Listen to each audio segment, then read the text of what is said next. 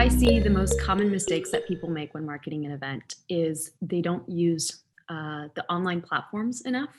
I think it's really important. I think for weddings, you may have an actual physical RSVP and an invitation, but it's so much easier for people to use wedding websites. And I think for corporate events, my favorite go-to is Google Forms. I think people nowadays are so focused on digital marketing, and it's quick you can open up an email and sign right there and say, yes, I'm coming, yes, I'm attending.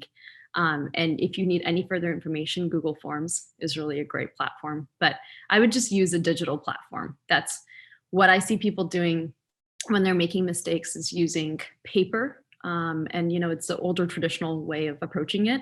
And I just think digital is the way to go. If you really want RSVPs and you really want them on time, people are constantly on their phones, on their iPads. It's easier for people.